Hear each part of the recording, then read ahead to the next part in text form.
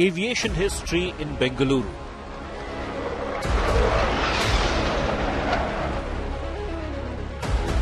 Enemy fighters share airspace.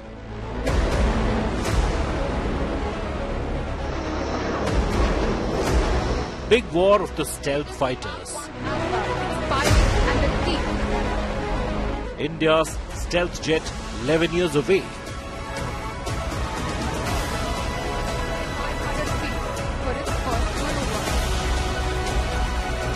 Unthinkable. Will India import? Our top focus on 5 Live. History has been made at the Aero India Defence and Aerospace exhibition that opened this morning in the beautiful city of Bengaluru. For the first time ever, viewer, the world's premier stealth fighters, the American F-35 Lightning II and the Russian Su-57 Felon, are sharing the same airspace. It is a sight that not only stirs the soul of every aviation enthusiast, but underscores India's unique place in global geopolitics. And I'll explain why it's a marquee moment that you shouldn't miss. The Su-57, or the Sukhoi Su-57, and the F-35 generally have so far avoided being at the same air show due to geopolitical tensions and strategic concerns between the US and Russia, which have been there for decades. These two aircraft represent the pinnacle of stealth fighter technology for their respective nations, and their simultaneous presence could raise security and intelligence risks. Both aircraft are designed with advanced radar evading capabilities, as you can see, and sophisticated avionics, making them prime targets for each other's electronic intelligence gathering. As a result, major international air shows often reflect these broader geopolitical realities, keeping these two competing fighters from sharing the same stage until today at Aero India 2025 in Bengaluru. This moment is not just about cutting-edge air power, it is about diplomacy in motion, a reflection of India's finely balanced relationship with both Washington and Moscow, and the fact that India is, let's not forget, an enormous market for imported weapons. In an era marked by deepening geopolitical fault lines, it is only in India that such an unprecedented convergence of enemy air power could actually take place. The presence of both these aircraft on Indian soil under the same skies is a testament to India's long-standing strategic autonomy and multi-alignment, a principle that has allowed India to engage productively with global powers without compromising on our own sovereignty and security. But while we celebrate this incredible aviation milestone, we must also acknowledge the harsh realities that define the air power landscape of today. Our neighbors to the north, China, have been rapidly modernizing their air force, unveiling a new generation of stealth fighters and expanding their aerial combat capabilities at an unprecedented pace. The air power gap between India and China is no longer a distant concern, it is a pressing reality of today. The need to ensure our very own air superiority has never been more urgent. It is in this context that India's Defence Minister has today reaffirmed the government's full commitment to the development of our own homegrown advanced medium combat aircraft, or AMCA. It's a stealth fighter which is on display for the first time as a full-scale mock-up, as you can see, at Aero India. It's not flying because it's not ready. It's on the ground as a model. The AMCA represents India's aspirations for technological self-reliance, a declaration that we will not merely be buyers of cutting-edge air power, but creators of it. However, even as we stand by this ambitious project, we must confront the hard facts, viewer. Official projections unveiled yesterday indicate that deliveries of the AMCA will only commence in 2036. That's 11 years from now. An eternity in the world of aviation, where generational shifts in technology occur in a fraction of that time.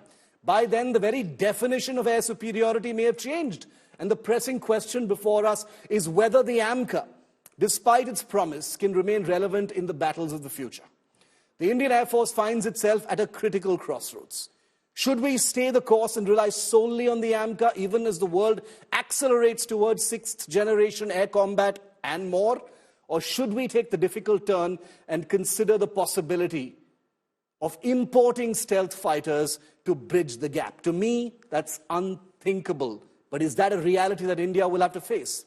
It is a dilemma that demands serious introspection, for the choices we make today will determine whether India can secure its skies against future threats. As we witness the beautiful F-35 and Su-57 share the skies over Bengaluru in a historic moment today, perhaps history will remember when the world's most advanced fighters met here in India for the first time.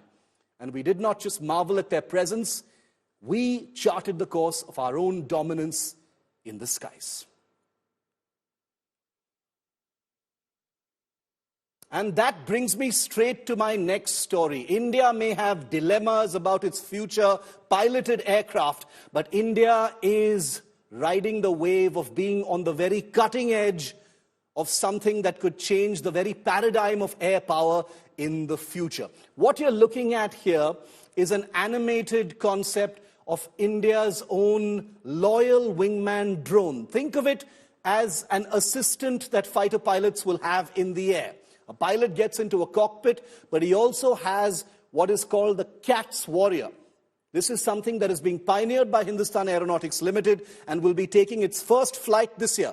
This may be an animated clip, but the product is real, it's on the ground, and will be in the air soon. A loyal wingman or a collaborative combat aircraft is basically a robotic, unmanned aircraft that flies in collaboration with fighter aircraft and conducts all kinds of tasks for the pilot, elevating the pilot to the role of a mission commander. He can send his drone off to attack targets, or to fetch information, or to soak up intelligence, or to act as a decoy, to distract, to divert. Any number of missions can be taken on by the cat's warrior. And it is the cat's warrior that has been the cynosure of all eyes at Aero India, which is why it is my deepest pleasure and privilege to have with me today Group Captain H.V. Thakur. He is the Chief Test Pilot at Hindustan Aeronautics Limited and a person widely regarded as pioneering and being at the forefront of the cat's warrior and many other fixed-wing programs at HAL. Group Captain Thakur, really good to see you. Thank you so much for your time. I know it's a hellishly busy day for you there on day one at Aero India. But first of all, a huge congratulations on, what the cat's warrior has been able to achieve so far. Give us a quick update, Group Captain Thakur, on where things are with this very, very exciting project. Very good evening to you, Shiv. So first of all, let me tell you what I've been busy with. I've been busy with flying the Hindustan jet trainer, to be more precise, and I've been flying since morning. I've done 2 sorties today and 3 are planned tomorrow. And every day that will be the schedule for us. But while I was doing that and out on the tarmac and in the air, here on the ground with our designers and engineers, the cat's warrior has been making some waves, and not for the wrong reasons. For absolutely the right reasons. We've created the prototype 0 and we have 1 and 2 also in the pipeline, which will come up very shortly. We intend to fly them as soon as possible. It's been a while under design development at HAL, and we have been mentored by a lot of our partners, and we are using the services of the private industry as well to do some fabrication for us. This is an out-and-out Indian product. Starting from the engine, which is maybe a surprise to many. Starting from the engine to the mission systems to everything, every nut and bolt on the aircraft is absolutely Indian, and it will be Indian in the production variant also. This is an out-and-out Indian product, which is like the long arm of the fighter, manned fighter, where the manned fighter would have reservations in going into a very intense A280 zone, where cat's warrior kind of UCAV can be thrown in. It'll drop its payload, it'll come back quickly, land and go up for the next mission. While the manned fighters hover around close to the border, these birds, which are low signature birds, will go in deeper into enemy territory, perhaps go into lethal zones, fire their weapons, do the intelligence gathering, do the surveillance, do some EW roles as well. Maybe act as a decoy and mislead enemy fighters towards themselves, fulfill their mission requirements, and land back quickly, be ready for the next mission. They don't really get tired, unlike pilots. Yeah. So it'll offload the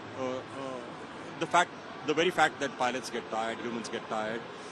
Men and women in uniform are precious to us. We don't want to lose those resources. Yep.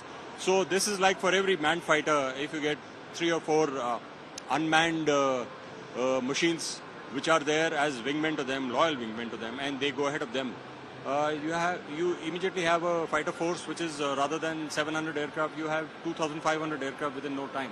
They are easier to manufacture, they are easier True. to design and develop.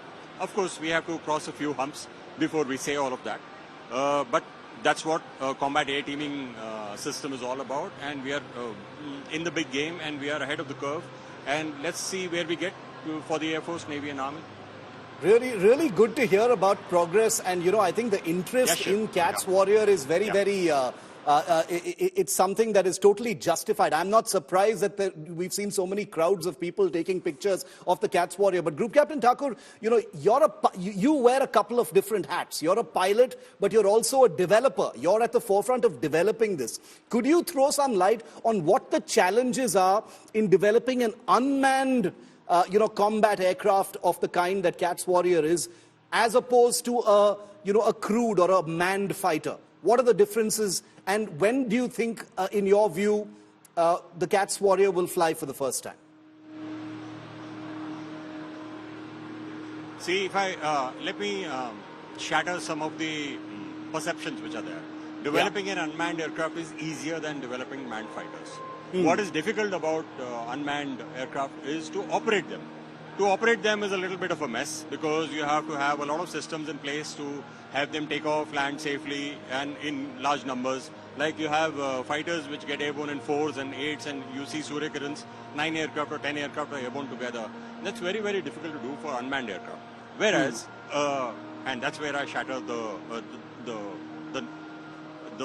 common feeling. To develop unmanned aircraft is very, very easy, and that's why you see hordes and hordes of companies within India and abroad also getting into this game in a big way. And many of them succeeding, especially in India. Many of them succeeding also quite well. So HAL, having the legacy of 80-85 years of aircraft development and manufacturing, obviously is in the right slot to quickly, this is like buy one, get one. If you already know how to develop manned aircraft, developing unmanned aircraft is a piece of cake for an aircraft developer. What he does need a little help with, or maybe mentoring with, is the ATOL portion and the operations portion, where the Air Force comes into play, or perhaps somebody who's already got the lead, like DRDO, or maybe another partner company. Otherwise, largely speaking, the levels of redundancy you need in unmanned fighters, unmanned combat aircraft, is much, much lower than what you need in manned fighters.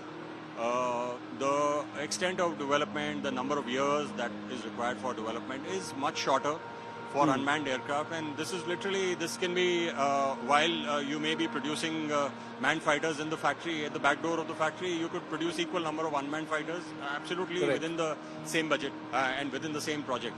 That's something that we have to, obviously, we have to elevate ourselves to be able to do all of that. And it's easier said than done now, but 10 years down the line, you will perhaps see that what I'm saying turns out to be true in the future.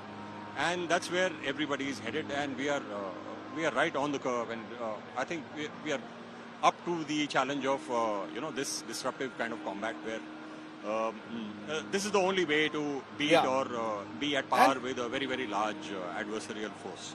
And the reason why I think that's important, Group Captain Thakur, and this is my final question, is, India and the Indian Air Force has been struggling, with its squadron numbers as far as manned fighters are concerned.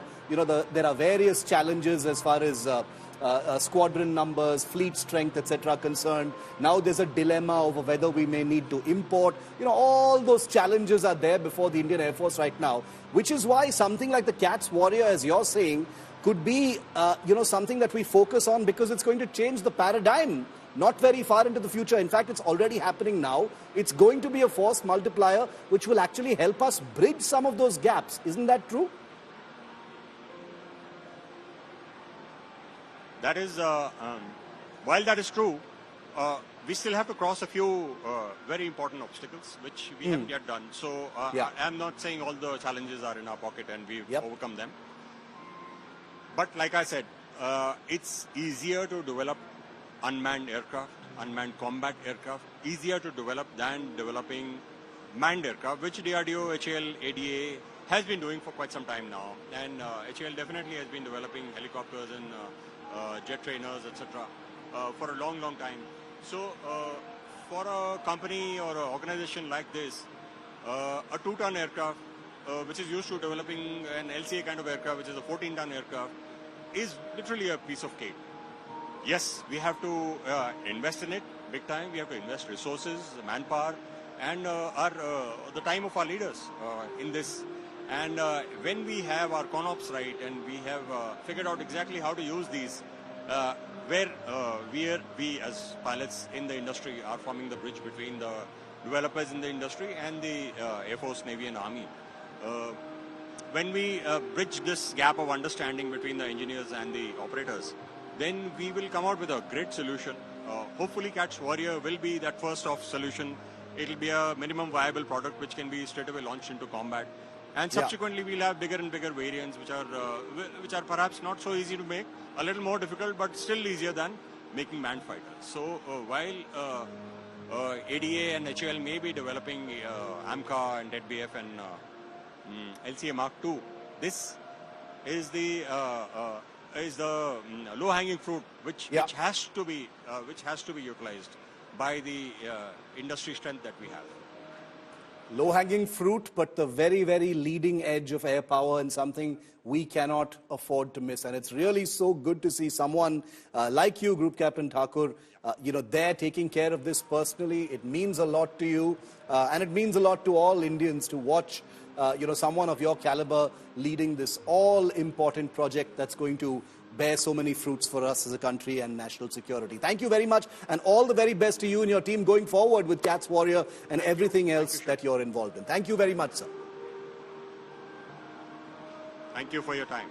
All right. Thank you. Thank you. So that was Group Captain H.V. Thakur. He's the Chief Test Pilot of Hindustan Aeronautics Limited, and he is pioneering the Catch Warrior and many other fixed-wing, homegrown, indigenous aircraft programs at Hindustan Aeronautics Limited. But one of the most important programs, and I touched upon it at the beginning of this broadcast, is India's Advanced Medium Combat Aircraft. It's called AMCA. It's an aircraft that is 11 years away according to official estimates, and that has posed a dilemma for India's Air Force, because these fighters, or fighters of this type, are already in service in large numbers with China, which means they will soon be in Pakistani hands soon as well. Here's a report by India Today's Shivani Sharma on the ground in Bengaluru, getting you this update on the AMCA. Now we bring to you the most ambitious project of India. This is the AMCA project, and AMCA is the project in which India is working for its 5th generation fighter craft, and I have with me the project director himself, Mr. Krishnarajan Neely, who is going to tell us what's the progress of this project. Sir, a very warm welcome on India Today. What is the progress of this AMCA project? Thank you very much. And as far as the progress is concerned, all of you know that we have got the sanction for the full-scale engineering development of the AMCA in April 2024. We thank the Indian government for giving us this prestigious project to the Aeronautical Development Agency, which is the ADA has been steering this particular program from its conceptual stage. We have started our official journey in 2010, and today we are showcasing to the country the full-scale engineering model of the AMCA. So if we ask you, AMCA, Su-57 or F-35? See, it is like this. Whether Su-57 is good or F-35 is good or AMCA is good, I will say everybody is good. AMCA is our own baby, and we have designed it and developing for our Indian Air Force. So everybody is good. And how much time is more for this project's completion, sir? See, we have got the development phase approval for the period of 10 years. So by 2034, we will be completing its certification. Okay. Yeah, and ready for the production. So when do we expect the first actual AMCA with the forces? See, actual AMCA, it will touch the sky sometime towards the end of the 2028. Okay, we can expect that. Yes, certainly we can expect that. By 2028, we'll fly this aircraft. So the AMCA is only a mock-up on the ground. It doesn't exist.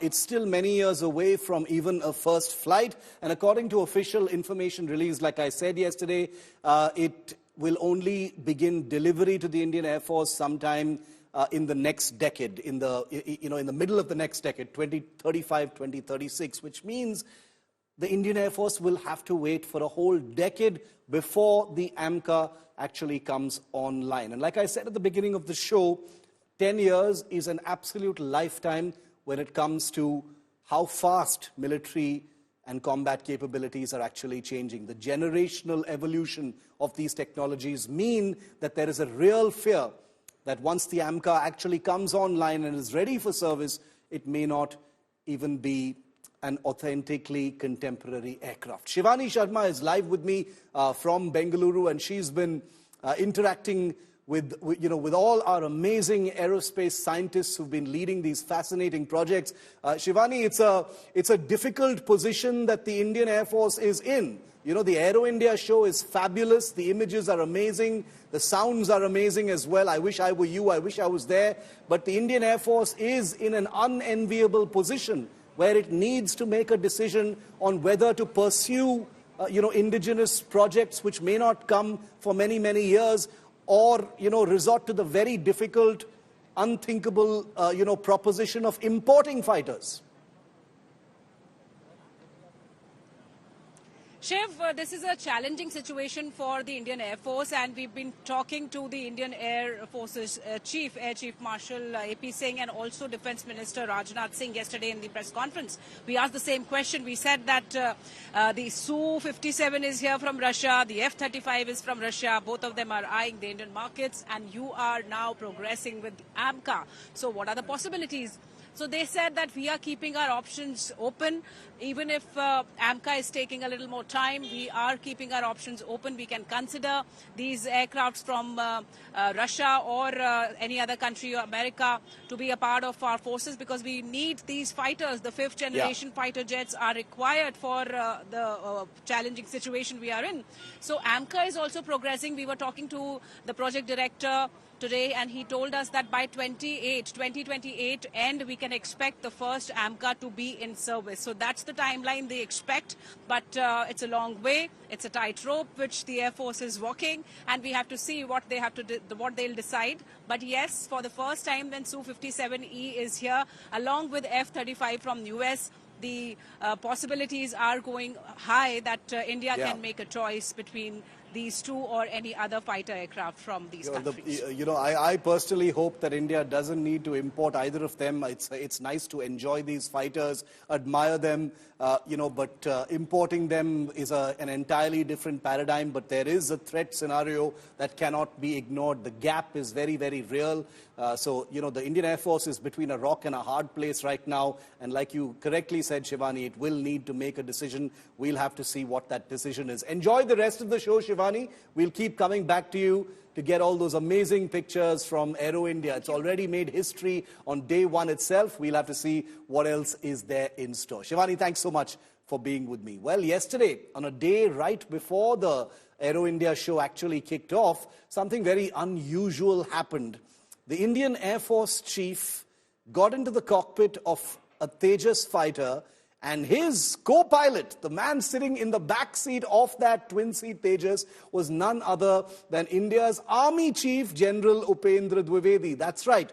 It was a historic first where India's Air Chief and Army Chief flew a sortie together in an indigenously developed and built Tejas fighter aircraft, which, as you know, is already in service with the Indian Air Force. The two took a flight for about 40 minutes over Bengaluru, right ahead of the Aero India show. The joint flight by the service chiefs demonstrated a big display of Atmanirbhar in defense, but also sent out a message of jointmanship, symbolic jointmanship between the Air Force and the Army. And as the show kicks off, let's get you some highlights on day one. This is what Shivani sent us.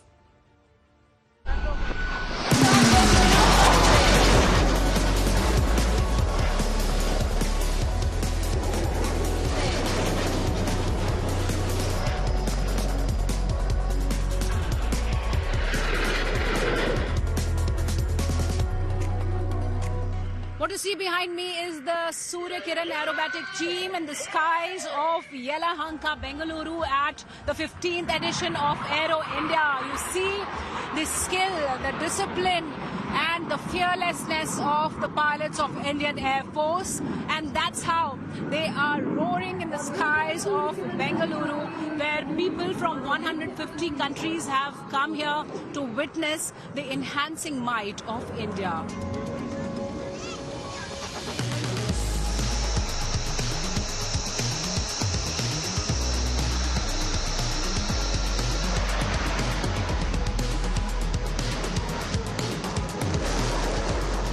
The center of attraction at the Aero India is Russia's Su-57E aircraft. This is the aircraft that is coming at Aero India for the first time.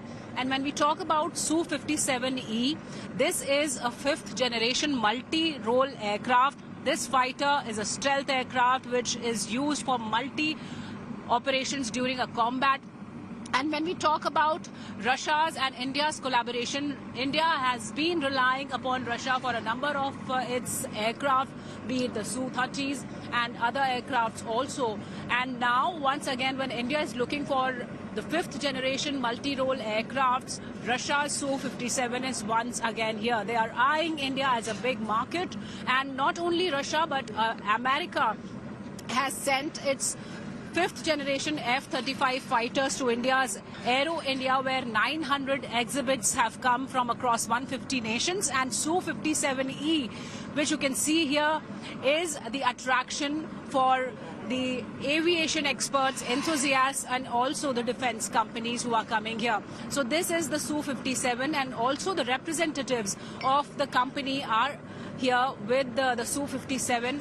Not only for the static display, the Su-57 of Russia will also be maneuvering in the skies of Yelahanka during the Aero India show. That is a 4-day-long Asia's biggest defense expo, which is spread in an area of 42,000 square meters. So the Su-57 and America's F-35, they will be together in the air along with Indian assets, the Indian Air Force's fighter jets. So Su-57, along with these armaments that you can see, the missile systems that can be integrated with Su-57 have also been kept at a display. So Russia is eyeing India as a market because India has to enhance its fighter jet squadron strength, and especially the fifth generation aircraft, though India is also working progressively on its own fifth generation AMCA project, which has come here with a big prototype at the Aero India. It is there for the display, but Su-57 is another attraction at Aero India.